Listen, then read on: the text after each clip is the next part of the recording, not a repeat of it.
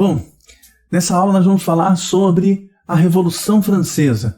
Aqui a imagem do momento da decapitação, da morte, da execução do rei absolutista francês, Luís XVI, na guilhotina, na Praça da Revolução, e a sua cabeça sendo exibida, né, para a população. Esse é um dos momentos marcantes, né, da Revolução Francesa. Mas por que estudar a Revolução Francesa? Qual a importância da Revolução Francesa para os nossos estudos, para a compreensão da nossa sociedade, do tempo presente, né? A Revolução Francesa, ela é um marco, né, na passagem da Idade Moderna para a Idade Contemporânea, no final do século XVIII. Na verdade, ela não marca sozinha essa passagem. Essa passagem é um processo que nós já vimos, né, se desenvolver ao longo do século XVIII, sobretudo na segunda metade do século XVIII, e a Revolução Francesa ela vem pontuar, né, ou completar essa transição da modernidade para a contemporaneidade, né, para o mundo como ele passou a ser e se estrutura até os dias de hoje, né, as sociedades ocidentais, capitalistas, liberais, burguesas, né. Se a gente olhar para a segunda metade do século XVIII, nós vamos ver que é o momento do avanço das ideias iluministas, né, ali por volta de 1750, vários clássicos, né, do pensamento liberal estão sendo publicados. Por exemplo, Montesquieu está publicando O Espírito das Leis, em 1748, fazendo as críticas ao absolutismo, defendendo a divisão dos poderes.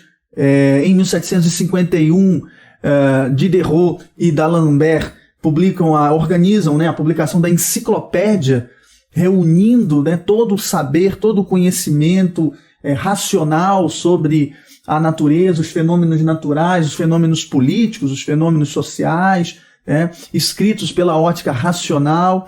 Isso tem uma relevância enorme, né?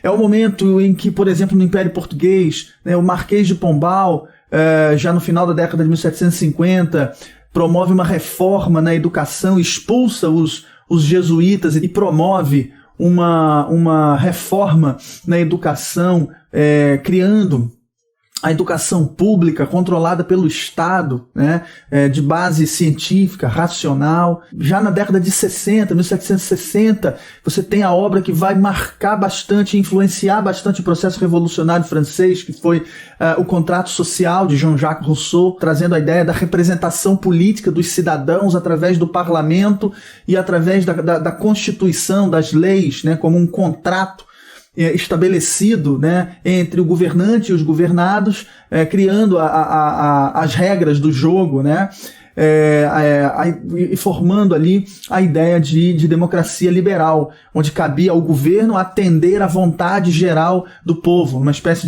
de média entre as vontades individuais dos grupos, que formaria uma vontade geral expressa nas leis, e caberia ao governante atender a essa vontade geral, né? Essa é a ideia de democracia liberal. Ao mesmo tempo, nós assistimos, a partir da Inglaterra, o avanço da Revolução Industrial, e das fábricas e da automação, da criação das máquinas a vapor. Foi em 1769 que o James Watt inventou a máquina a vapor, os motores movidos a vapor, né, que revolucionaram não só a produção, mas também os transportes, a circulação das mercadorias. Nós temos, falando ainda da economia, né, também na década de 1776, que é um ano emblemático, que o Adam Smith produziu a sua obra A Riqueza das Nações, defendendo a ideia do livre mercado, né, sem a intervenção do Estado. E é justamente nesse ano que acontece a independência dos Estados Unidos, né, que do ponto de vista político, né, marca, né, a Revolução Americana, traz a possibilidade, né, das colônias se livrarem do domínio colonial mercantilista do antigo regime, né, servindo de exemplo para todo o resto do continente americano, né, inspirando revoltas e movimentos de independência em toda a América, né?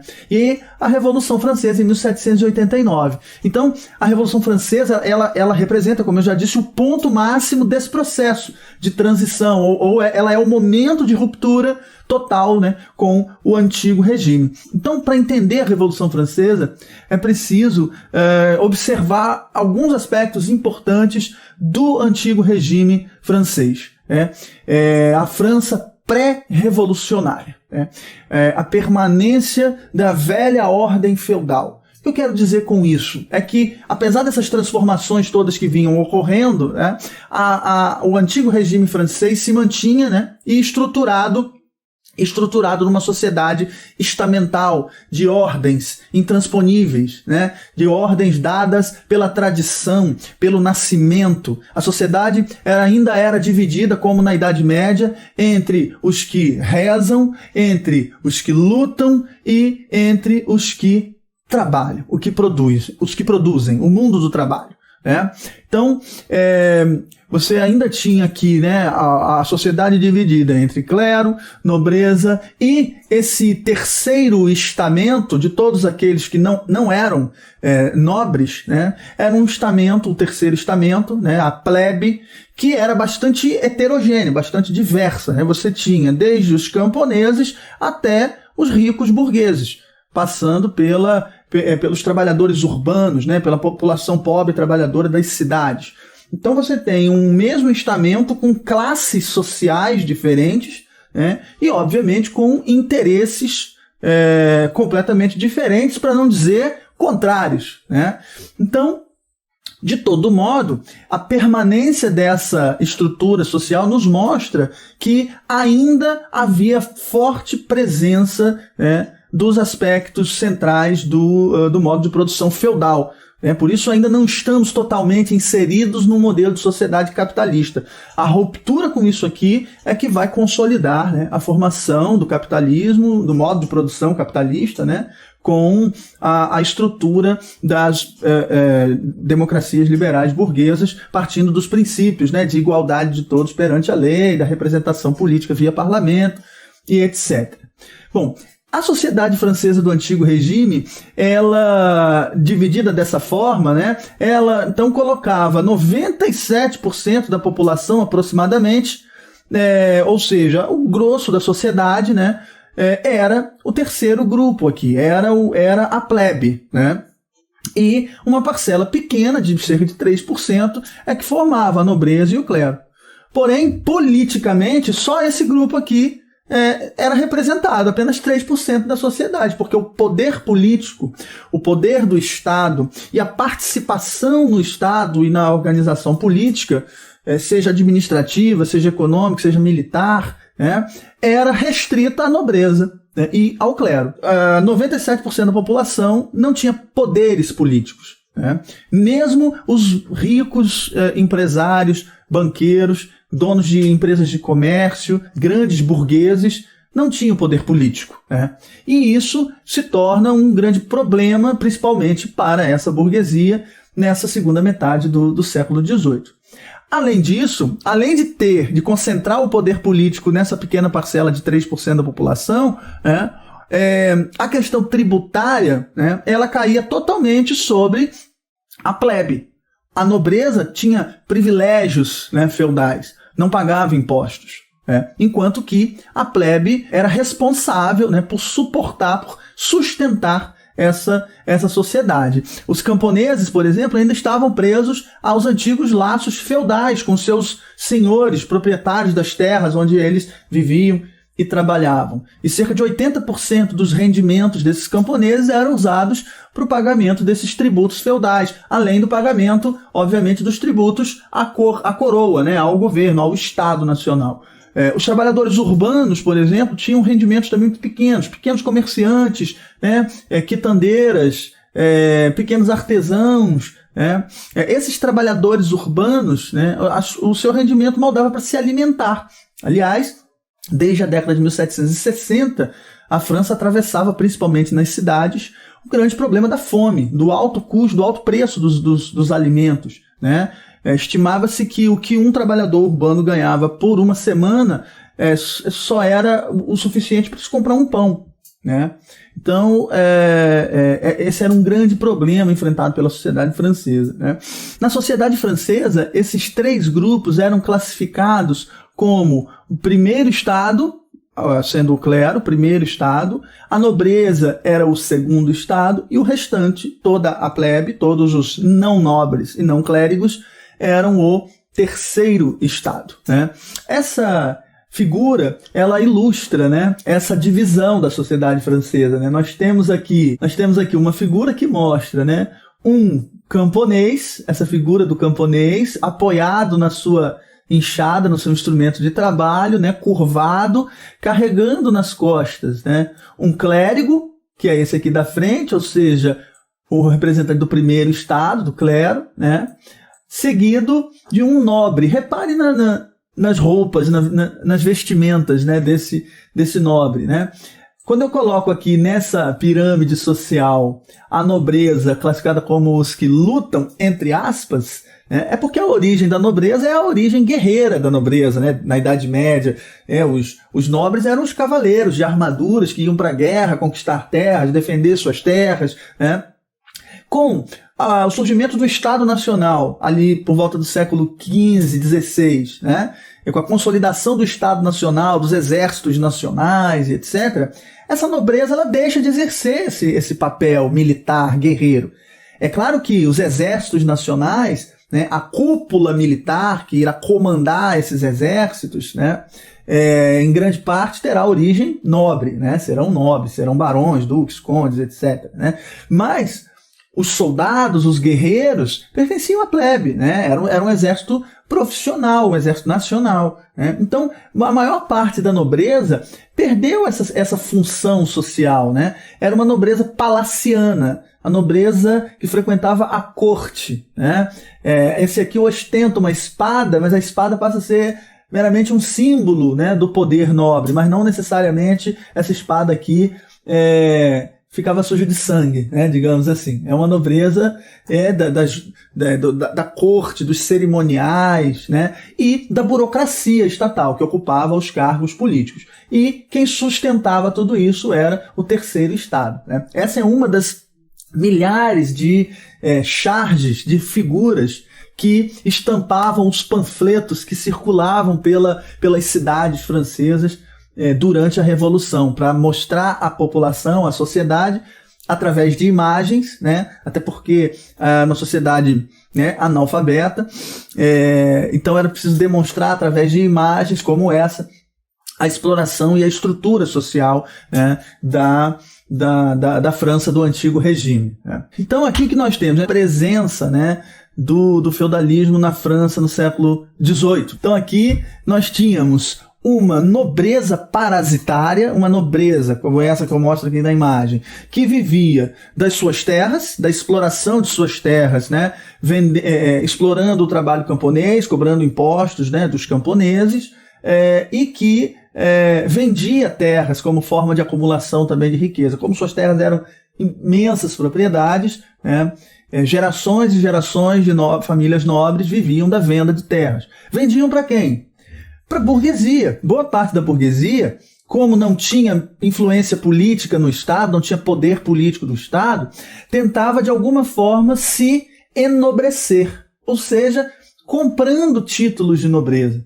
E uma forma de conseguir esses títulos de nobreza era através da compra de terras, de propriedades, né, e que às vezes lhes rendia títulos, né, de barão, né, de conde, de visconde, mesmo não tendo um sangue nobre, né, acabavam se tornando nobres e dessa forma passavam a integrar os órgãos do governo, a máquina burocrática do governo, né, e viviam ainda da arrecadação dos impostos feudais, como eu falei, né, ou seja, era uma nobreza que gozava ainda dos privilégios feudais.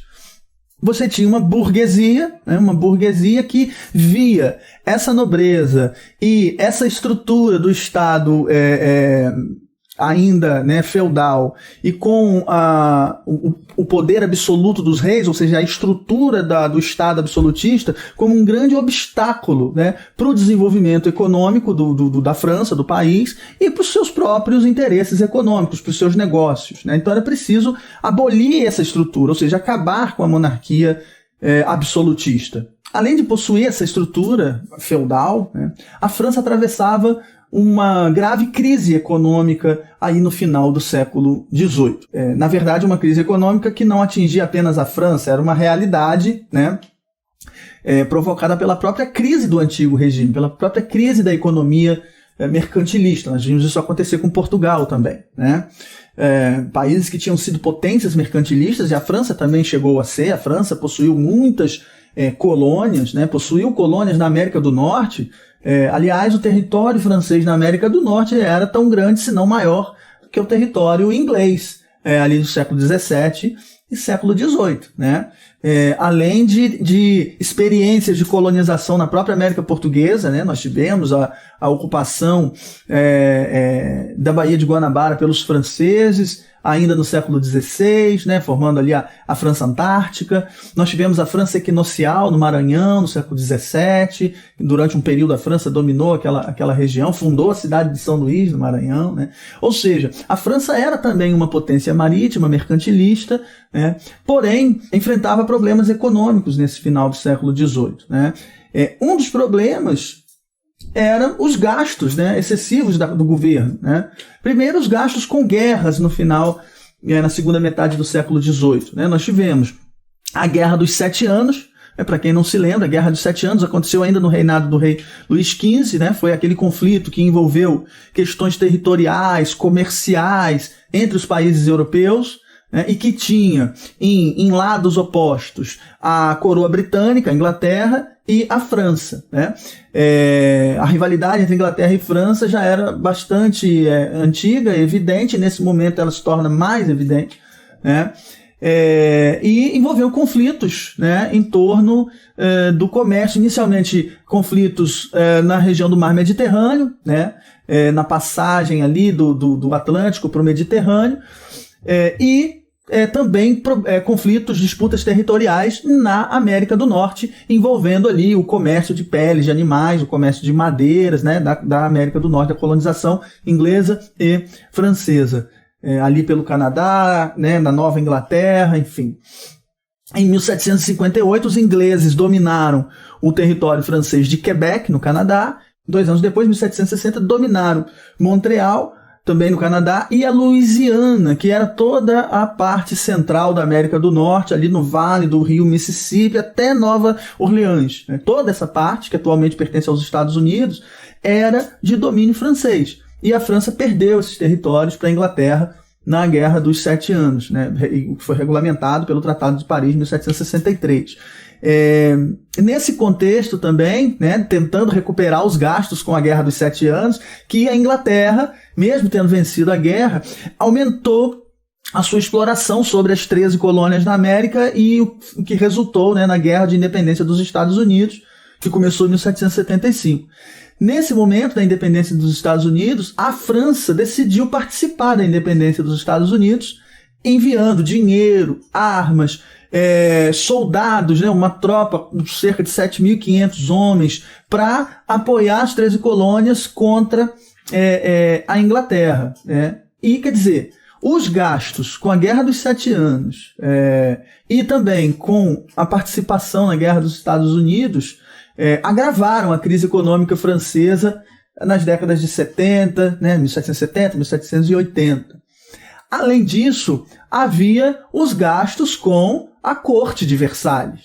Quando a gente fala em corte, né, Versalhes não era um palácio apenas, né, era um prédio, era um complexo imenso, né, uma cidade administrativa, que simbolizava o poder do absolutismo francês. Era a maior corte da Europa. Era uma aldeia, né, onde o rei Luís XIII mandou construir um castelo para as temporadas de caça. Achou o rei Luís XIV, que construiu e ampliou o palácio na segunda metade do século XVII e transferiu a corte para lá. A partir dali, se consolidou o absolutismo francês, e o rei Luís XIV se auto-intitulou o Rei Sol, né, o centro de tudo, o astro absoluto. E o Palácio de Versalhes, e todo esse complexo, representava tudo isso, né? Do palácio, o rei absoluto governava toda a França, né? Ali funcionavam todos os ministérios, todos os gabinetes de governo, todos os ministros, todos os funcionários, né, os cortesãos, moravam no complexo de Versalhes, né? Além disso, o rei fazia com que os nobres de toda a França, né, os de mais destaque, os proprietários das maiores terras, os mais importantes, passassem temporadas ao longo do ano na corte, em Versalhes, que era uma forma dele exercer o seu poder, a sua influência sobre a nobreza. E no palácio se estabelece, então, a corte. Quando a gente fala em corte, a gente fala de cerimoniais, a gente fala de festas, jantares, né? Uma etiqueta, uma forma de se portar, enfim, muito luxo, né? E conforto.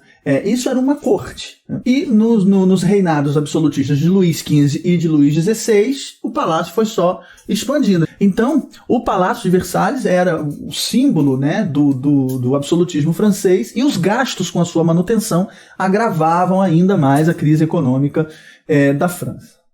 Bom, diante dessa crise, então, o diretor-geral das finanças do governo francês, chamado Jacques Necker, convocou a Assembleia dos Estados Gerais. O que é a Assembleia dos Estados Gerais? Não é uma Assembleia Legislativa, nada disso. Era um Estado absolutista, o rei governava de acordo com a sua vontade, com seus interesses. Né? Mas eu tinha mostrado a vocês aqui, né, no slide anterior, que a sociedade francesa era dividida entre primeiro Estado, segundo Estado e terceiro Estado. Pois bem, a Assembleia dos Estados Gerais era uma Assembleia consultiva, né, que era convocada pelo rei, reunindo esses três estados, né, de modo a consultar a sociedade antes de tomar determinadas decisões, né, como sobre guerras, enfim. Não era permanente, era convocada extraordinariamente, então eram escolhidos, eram eleitos, né, representantes dos três estados para participar dessa Assembleia. Então aqui nós vemos, né, o ministro Necker e a convocação da Assembleia dos Estados Gerais.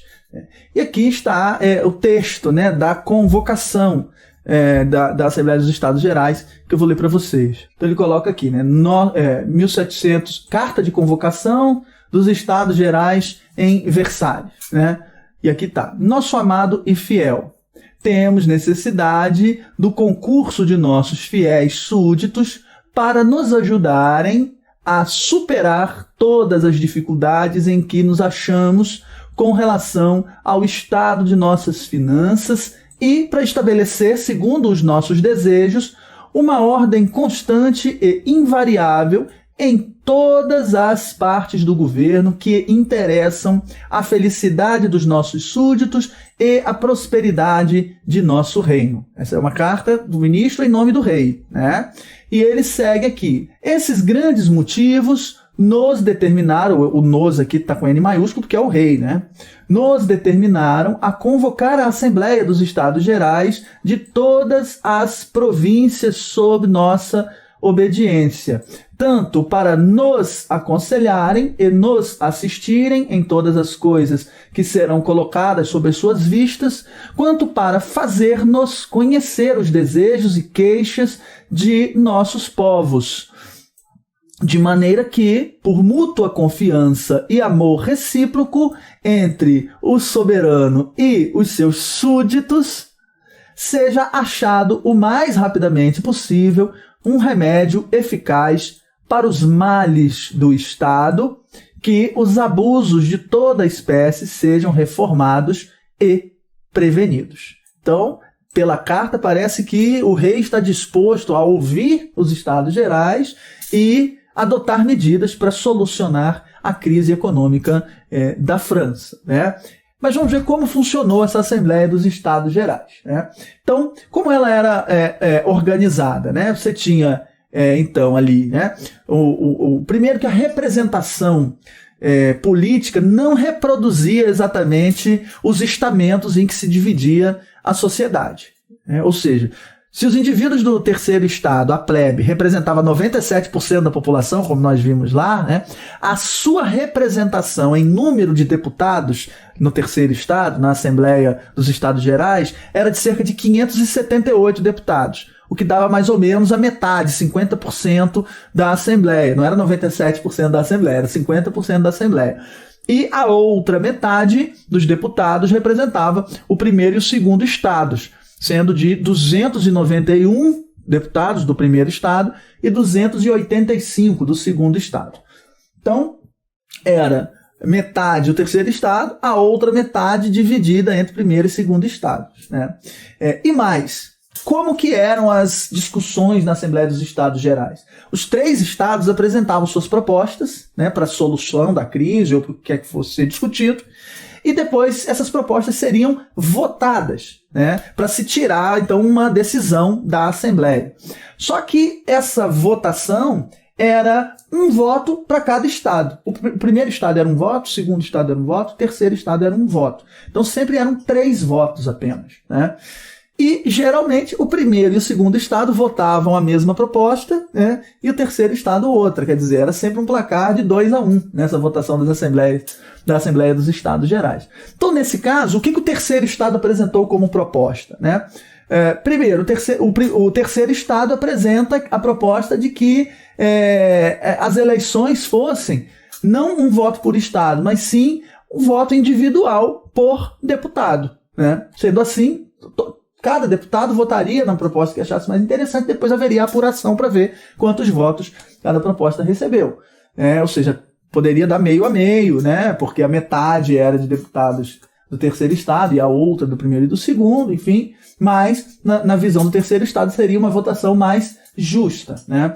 E o que o terceiro estado apresentou como proposta para a solução da crise? O fim dos privilégios feudais. O que significa dizer partir do princípio de que todos são iguais e, portanto, todos deveriam pagar impostos da mesma forma, não apenas o terceiro estado, mas o segundo estado, a nobreza, deveria pagar impostos sobre as suas terras, sobre as suas riquezas, né?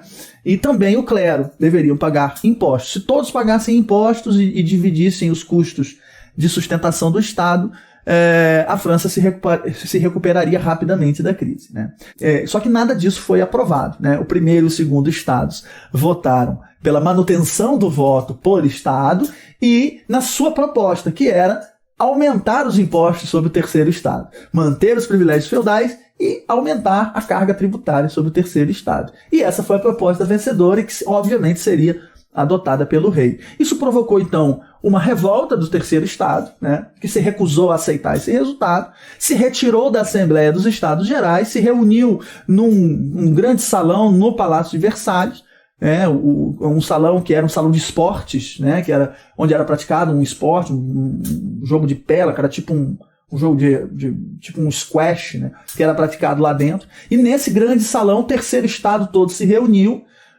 Obviamente todos ali eram burgueses, né, porque a representação para a Assembleia dos Estados Gerais era censitária. Então, por mais que eles estivessem ali representando também os sans-culottes, que eram os trabalhadores urbanos, e os camponeses, todos eles ali eram burgueses, né? E eles se reúnem nesse palácio e decidem formar uma Assembleia Nacional Constituinte. Eles se retiram de Versalhes, vão para Paris. Versalhes fica próximo a Paris, né? Eles vão a Paris, em Paris eles montam, né, uma Assembleia Constituinte. O que isso significa? Significa se reunir para escrever uma Constituição para a França. Ou seja, criar, né, o contrato social entre o povo e o governante. Uma Constituição, um conjunto de leis que todos deveriam seguir, inclusive o rei. O que isso significa na prática? O fim da monarquia absolutista. O poder agora estava nas leis e não mais no rei. Era isso que essa Assembleia queria aprovar, né? Enquanto os trabalhos da Assembleia aconteciam, né, ao longo dos dias, né, aí nós estamos no mês de junho para julho, né, isso, de certa forma, o que era discutido ali dentro chegava à população de Paris, né, por meio da imprensa. A imprensa é uma invenção desse período também, né? A imprensa ela traz a grande possibilidade de você reproduzir em série, a partir de uma matriz, né, uma mesma publicação. O que antes tinha que ser manuscrito individualmente, agora poderia ser reproduzido em várias cópias. Isso é a imprensa, né? Ou imprimir em várias cópias, né? Produzia-se muitos panfletos, né? Com figuras, com imagens, com charges, né? os memes, né, da época, fazendo as críticas ao antigo regime, ao Palácio de Versalhes, aos gastos, ao luxo, né, enquanto o terceiro Estado carregava tudo isso nas costas, como nós vimos anteriormente numa dessas charges. E isso ia formando na opinião pública um apoio, né, nas camadas populares, principalmente nas cidades, principalmente em Paris, né, um apoio aos deputados do terceiro Estado e aos trabalhos da Assembleia Nacional Constituinte, né. E com isso, a população começa a se agitar e você começa a ter saques, revoltas pelas cidades. E no dia 14 de julho, um grande episódio marcou, né, o início, de fato, da Revolução Francesa. Tanto que o dia 14 de julho é considerado o dia, né, ou a data da Revolução Francesa, porque foi nesse dia que a população da cidade de Paris, já revoltada, organiza uma grande marcha em direção a um castelo que era um presídio, né, as masmorras do antigo regime francês, ou seja, era um presídio que simbolizava o autoritarismo, né, do absolutismo francês. Era para lá que eram enviados e presos, né, os críticos ao antigo regime, né.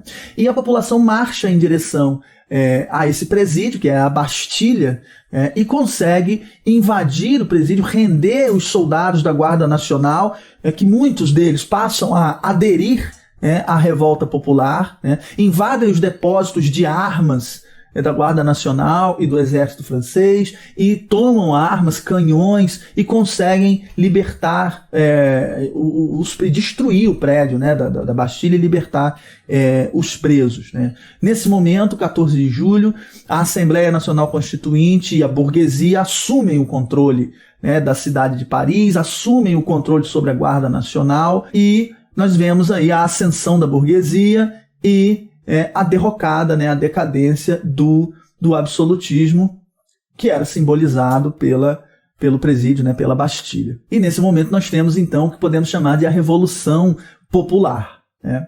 Na cidade nós temos a queda da Bastilha e o controle burguês, né, sobre a cidade. E também no campo você começa a ter grandes revoltas. Então, qual é a situação enfrentada? Enquanto você tem as revoltas na cidade, você começa a ter revoltas camponesas, né? E enquanto isso, a Assembleia Nacional Constituinte está aprovando, né, as suas propostas de leis para compor a Constituição francesa, né? Só que as medidas que iam sendo aprovadas pela Assembleia Nacional Constituinte nem sempre representavam o desejo dessa população mais pobre, tanto da cidade quanto do campo. Você tinha na cidade, por exemplo, a principal reivindicação era que baixasse o preço dos alimentos. As pessoas estavam passando fome, né? Se você pega a cidade de Paris nesse julho de 1789, as pessoas estão invadindo os armazéns, né? Os chamados sans-culottes, né? Os sans-culottes, porque eram pessoas... Sans-culotte é uma expressão para designar aqueles indivíduos pobres da cidade que se vestiam mal, não se vestiam como a burguesia, né? O culotte era um tipo de vestimenta utilizada pela burguesia e também pela nobreza que dava sinal de status, de riqueza. Os sans-culottes são os sem-culottes, aqueles que se maltrapilhos, né, das cidades. Eles invadiam os armazéns em busca de comida, né? Era um desespero total. Isso não estava sendo discutido na Assembleia Nacional Constituinte, né? No campo, as revoltas camponesas começaram a se espalhar a partir de julho, agosto, né, de 1789. Os camponeses se revoltavam, incendiavam as plantações, invadiam os castelos, né, assassinavam as famílias nobres. Você começa a ter uma fuga de nobres deixando o campo, né, e migrando, inclusive saindo da França, né, porque a situação tinha saído totalmente do seu controle e do controle do rei, do controle do Estado. Eles vão buscar abrigo, essas famílias nobres, que estavam espalhadas por toda a Europa, né? Eles vão buscar abrigo nos países absolutistas vizinhos, né? Muitos vão para a França era governada também pela família Bourbon, né? Muitos vão para a França, muitos vão principalmente para a Áustria, né? Para a Prússia, né? Na região germânica, ali vizinha à França, né? E enquanto isso, a revolta está instalada, né, no campo. Essas revoltas no campo ficaram conhecidas como o Grande Medo, né, entre julho e agosto de 1789. Em agosto de 1789, diante de toda essa pressão, né, a Assembleia Nacional Constituinte aprova a chamada Declaração dos Direitos do Homem e do Cidadão. Esse texto, esse documento, reunia os princípios básicos daqueles que eram considerados os direitos naturais do homem, com base, no pensamento iluminista, e que serviram de base para a elaboração da Constituição Francesa, que foi aprovada posteriormente. Aqui nós temos, então, o documento da Declaração dos Direitos do Homem e do Cidadão. Aqui está todos os artigos que ela era composta, e aqui tem um trecho que a gente pode ler junto aqui. Os representantes do povo francês, e isso se parece muito com a Declaração de Independência dos Estados Unidos, que havia sido aprovada na década anterior. A Declaração dos Estados Unidos começa assim: nós, o povo, e aqui da mesma forma coloca assim, eles não colocam nós, o povo, eles colocam os representantes do povo, que são os deputados da Assembleia Constituinte. Os representantes do povo francês, constituídos em Assembleia Nacional, considerando que a ignorância, o esquecimento ou o desprezo dos direitos do homem são as únicas causas das infelicidades públicas e da corrupção dos governos. E resolvem expor, numa declaração solene, os direitos naturais, inalienáveis e sagrados do homem, a fim de que esta declaração, constantemente presente a todos os membros do corpo social, lhes lembre sem cessar seus direitos e deveres, de modo que seus atos do poder legislativo e do poder executivo, podendo ser a qualquer momento confrontados com o fim de toda instituição política, sejam mais respeitados, para que as reclamações dos cidadãos, fundamentadas em geral em princípios simples e incontestáveis, voltem-se sempre para a manutenção da Constituição e a felicidade geral. Por conseguinte, a Assembleia Nacional reconhece e declara, em presença e sob os auspícios do Ser Supremo, os seguintes direitos do homem e do cidadão. Essa é a introdução. E dali seguem os artigos, Vai até o artigo 17, São 17 artigos aqui, E o primeiro artigo logo diz: os homens nascem e vivem livres e iguais em direitos. As diferenças sociais só podem ser fundamentadas no interesse comum. Então, se fala aqui numa igualdade. Todos nascem livres e iguais, porém essa igualdade se restringe à igualdade de direitos, à igualdade civil, mas admite as desigualdades, principalmente as diferenças sociais, ou seja, a diferença entre a burguesia e o proletariado sans-culotte ou os camponeses, essa era vista como algo natural por eles, Essa não tinha que ser resolvida, essa poderia existir. O que não poderia existir era a diferença de direitos. Na verdade, aqui você vê a burguesia reclamando da diferença que havia entre eles e a nobreza. Era essa desigualdade que eles queriam que acabasse, mas não a desigualdade social entre a burguesia e os demais membros da sociedade francesa. Essa poderia continuar existindo normalmente. Então veja, a Revolução Francesa é um movimento liderado pela burguesia e que vai buscar estabelecer e atender os interesses da burguesia, principalmente nesse momento, nesse início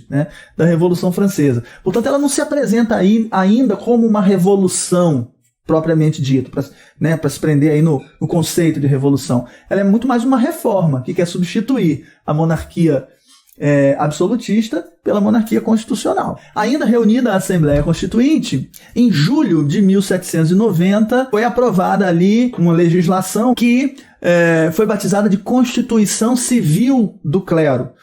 Ou seja, qual o papel que a igreja deveria desempenhar a partir desse momento na sociedade francesa, A participação da igreja no Estado e a igreja católica sendo a religião oficial da França, tudo isso eram características do antigo regime que tinham também que ser abolidas.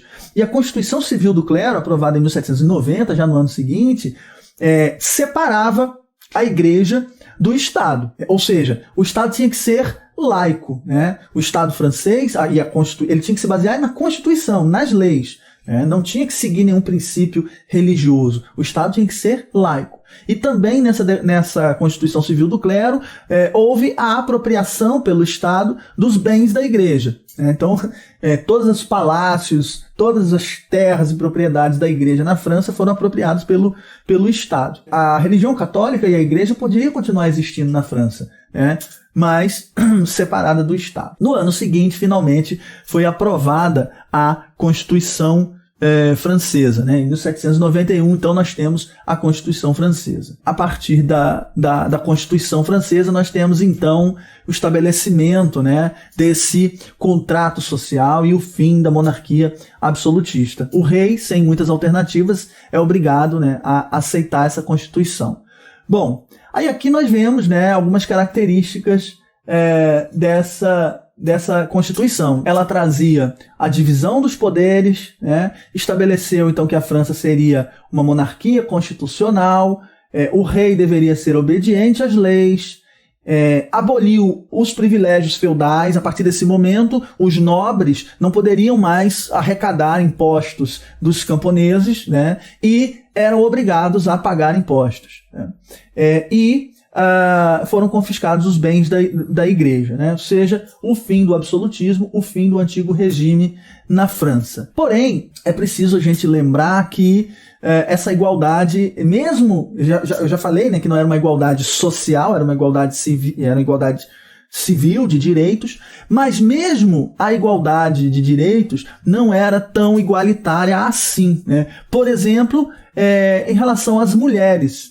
As mulheres foram parte atuante em todo o processo da Revolução Francesa.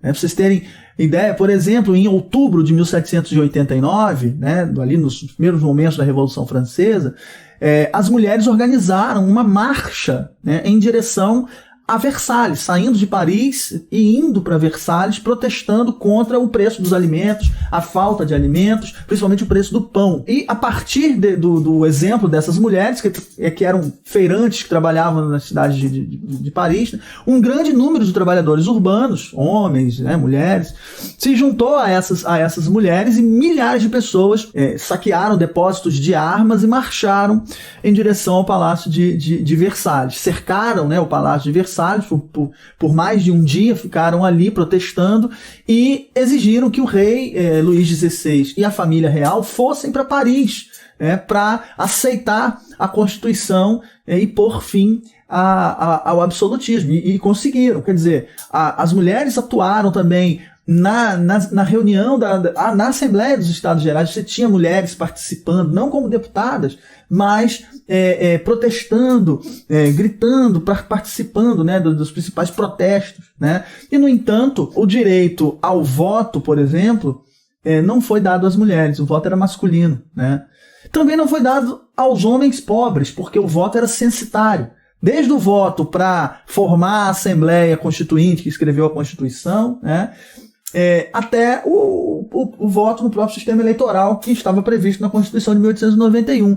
O voto era censitário. Isso parte do princípio do liberalismo inglês, até, de John Locke, da ideia de que o papel do Estado é defender a propriedade privada. E o principal direito do indivíduo é a liberdade e a propriedade.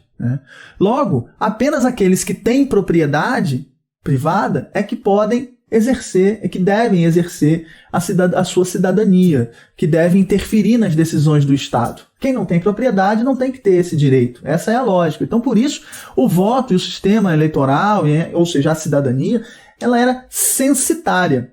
Você tinha os cidadãos ativos, que eram aqueles que interferiam na sociedade, os que votavam, os que podiam se candidatar, que eram aqueles que tinham uma determinada renda anual, suficiente para poder votar, para ter participação política, e uma imensa massa de cidadãos, porque eles tinham que seguir as leis, e por isso eram cidadãos não ativos. Eles eram obrigados a seguir leis, mas que eles não participavam da elaboração dessas leis. Por quê? Porque não tinham renda.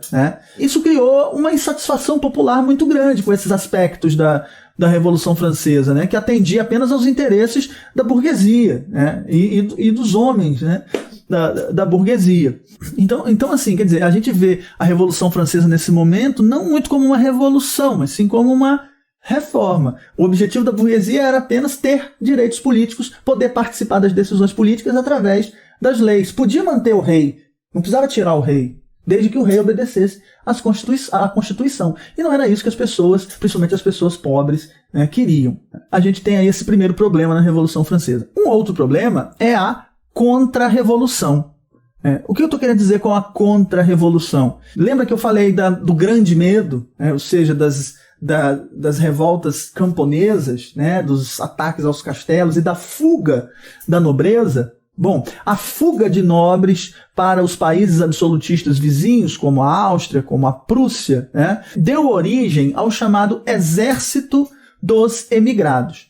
Esses nobres franceses vão se juntar aos exércitos dos países absolutistas, que viam com muito medo e muita preocupação o que estava acontecendo na França e temiam que a revolução se espalhasse por toda a Europa, e formam um exército, chamado Exército dos Emigrados, justamente para invadir a França e acabar com a Revolução Francesa. E o rei Luís XVI, que estava na França, obviamente, nesse momento, aceitou a Constituição, era o rei da monarquia constitucional, está negociando com o poder legislativo, com os parlamentares, mas por trás ele está conspirando com esse exército dos emigrados para organizar uma invasão da França e acabar com a Revolução Francesa e ele voltar a ser o rei absolutista. E então, às vésperas de começar essa guerra, de começarem esses ataques, o Luís XVI, até por uma questão de segurança, ele tenta fugir da França, ele tenta deixar a França. E quando ele tenta fugir da França para integrar esse exército dos emigrados e acabar com a Revolução Francesa, ele foi preso na fronteira.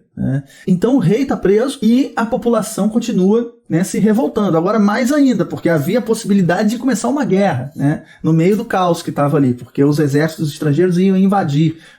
E aí até o palácio da família real em Paris foi invadido pela população. Enfim.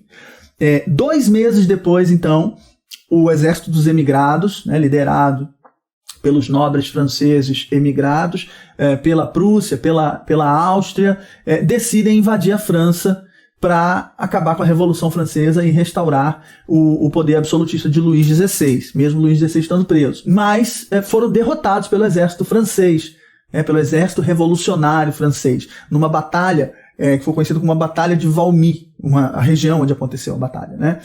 E aí, então, o exército dos emigrados é derrotado e a Revolução Francesa segue em frente.